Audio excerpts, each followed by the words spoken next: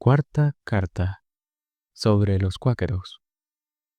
Más o menos por ese tiempo apareció el ilustre Guillermo Penn, que estableció el poder de los cuáqueros en América y que les hubiera hecho respetables en Europa si los hombres pudiesen respetar la virtud bajo apariencias ridículas. Era hijo único del caballero Penn, vicealmirante de Inglaterra y favorito del duque de York desde Jacobo II. Guillermo Penn, a la edad de 15 años, encontró un cuáquero en Oxford, donde hacía sus estudios. Ese cuáquero le persuadió, y el joven, que era vivo y de natural elocuente, y que tenía nobleza en su fisonomía y en sus maneras, ganó pronto a algunos de sus camaradas. Estableció, sin ser notado, una sociedad de jóvenes cuáqueros que se reunían en su casa, de tal suerte que se encontró siendo jefe de secta a la edad de 16 años. De vuelta a casa de su padre, el vicealmirante, al salir del colegio, en lugar de postrarse de rodillas delante de él y de pedirle su bendición, según el uso de los ingleses, le abordó con el sombrero en la cabeza y le dijo: «Amigo, me alegro mucho de verte bueno». El vicealmirante creyó que su hijo se había vuelto loco. Pronto se dio cuenta de que era cuáquero. Puso en práctica todos los medios que la prudencia humana pueden emplear para decidirle a vivir como otro cualquiera. El joven solo respondió a su padre, exhortándole a que él también se hiciera cuáquero. Finalmente, el padre se avino a no pedirle otra cosa, sino que fuese a ver al rey y al duque de York con el sombrero bajo el brazo y que no les tutease. Guillermo respondió que su conciencia no se lo permitía, y el padre, indignado y presa de desesperación, le echó de su casa. El joven Penn, agradecido a Dios lo que sufría ya por su causa, se fue a predicar a la ciudad, donde hizo muchos prosélitos. En los sermones que los ministros sabían cada día más claros, y, como Penn era joven, hermoso y bien hecho, las mujeres de la corte y la villa acudían devotamente para oírle. El patriarca George Fox vino del fondo de Inglaterra a verle a Londres por su reputación. Los dos resolvieron irse a misionar en países extranjeros. Se embarcaron para Holanda, después de haber dejado obreros en numerosas suficientes para cuidar la viña de Londres. Sus trabajos tuvieron un feliz éxito en Ámsterdam, pero lo que les hizo más honor y lo que puso más en peligro su humildad fue la recepción que les hizo la princesa palatina Elizabeth, tía de Jorge I, rey de Inglaterra, mujer ilustre por su espíritu y por su saber, y a la que Descartes había dedicado su novela de filosofía. Vivía ella entonces retirada en La Haya, donde vio a esos amigos, pues así es como llamaban entonces a los cuáqueros en Holanda. Tuvo varias conferencias con ellos, predicaron a menudo en su casa, y si no hicieron de ella una perfecta cuáquera, confesaron por lo menos que no estaba lejos del reino de los cielos. Los amigos sembraron también en Alemania, pero recogieron poco. No gustó mucho la moda de tutear en un país donde siempre hace falta tener en la boca los términos de alteza y excelencia. Penn volvió pronto a Inglaterra al tener noticia de la enfermedad de su padre. Llegó a recoger su último suspiro. El vicealmirante se reconcilió con él y le abrazó con ternura, aunque fuese de una religión diferente. Guillermo le exhortó en vano a no recibir los últimos sacramentos y a morir cuáquero. Y el viejo buen hombre recomendó inútilmente a Guillermo llevar botones en sus mangas y plumas de ganso en su sombrero. Guillermo heredó grandes bienes, entre los que se encontraban deudas de la corona, por adelantos hechos por el vicealmirante en expediciones marítimas. Nada era menos seguro entonces que el dinero debido por el rey. Penn se vio obligado a ir a tutear más de una vez a Carlos II y a sus ministros para conseguir su pago. El gobierno le dio, en 1680, en lugar de dinero, la propiedad y la soberanía de una provincia de América, el sur de Maryland. Aquí tenemos a un cuáquero hecho soberano. Partió para sus nuevos estados con 2 barcos cargados de cuáqueros que le siguieron. Se llama desde entonces al país Pensilvania, por el nombre de Penn. Allí fundó la ciudad de Filadelfia, que hoy es muy floreciente. Comenzó por hacer una liga con sus vecinos americanos. Es el único tratado entre estos pueblos y los cristianos que no haya sido jurado y que no haya sido roto.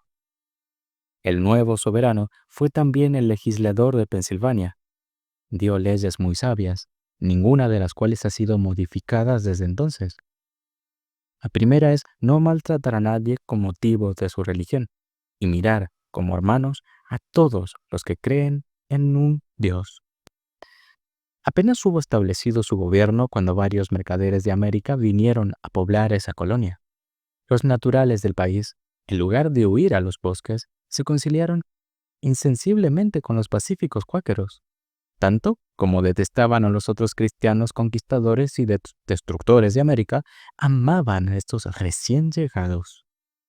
En poco tiempo, gran número de esos pretendidos salvajes, encantados por la mansedumbre de sus vecinos, fueron en masa a pedir a Guillermo Penn que los recibiera como vasallos suyos. Era un espectáculo completamente nuevo. Ese soberano al que todo el mundo tuteaba y a quien se hablaba sin descubrirse uno, un gobierno sin sacerdotes, un pueblo sin armas, ciudadanos completamente iguales, semejantes a la magistratura y vecinos sin envidias. Guillermo Penn podía gloriarse de haber traído a este mundo la edad de oro de la que tanto se habla y que probablemente no ha existido más que en Pensilvania. Volvió a Inglaterra por asuntos de su nuevo país a la muerte de Carlos II. El rey Jacobo, que había amado a su padre, tuvo el mismo afecto por el hijo y no lo consideró como un secretario oscuro, sino como un muy gran hombre. La política del rey coincidía en esto con sus gustos. Deseaba halagar a los cuáqueros, aboliendo las leyes hechas contra los no conformistas, a fin de poder introducir la religión católica a favor de esta libertad. Todas las sectas de Inglaterra vieron la trampa y no dejaron cogerse por ella. Siempre están unidas contra el catolicismo, su enemigo común. Pero Penn no creyó deber renunciar a sus principios para favorecer a los protestantes que le odiaban contra un rey que le amaba. Había establecido la libertad de conciencia en América. No quería parecer intentar destruirla en Europa. Permaneció pues fiel a Jacobo II hasta el punto de que fue generalmente acusado de ser jesuita. Esta calumnia le entristeció sensiblemente. Se vio obligado a justificarse con escritos públicos. Sin embargo, el desdichado Jacobo II, que, como casi todos los Estuardos, era una mezcla de grandeza y debilidad, que como ellos hizo demasiado y demasiado poco, perdió su reino sin que pudiera decirse cómo sucedió la cosa. Todas las sectas inglesas recibieron de Guillermo II y de su parlamento esa misma libertad que no había querido obtener de manos de Jacobo II. Fue entonces cuando los cuáqueros comenzaron a gozar, por la fuerza de las leyes, de todos los privilegios de los que están hoy en día en posesión. Penn, después de haber visto finalmente su secta establecida sin disputa en el país de su nacimiento, volvió a Pensilvania. Los suyos y los americanos le recibieron con lágrimas de alegría como un padre que volvía a ver a sus hijos. Todas sus leyes habían sido religiosamente observadas durante su ausencia, lo que no le había ocurrido a ningún legislador antes de él. Permaneció varios años en Filadelfia. Partió finalmente, a su pesar, para ir a solicitar a Londres nuevas ventajas en favor del comercio de los pensilvanos. Vivió a partir de entonces en Londres hasta una extrema vejez, considerado como el jefe de un pueblo y de una religión. No murió hasta 1718.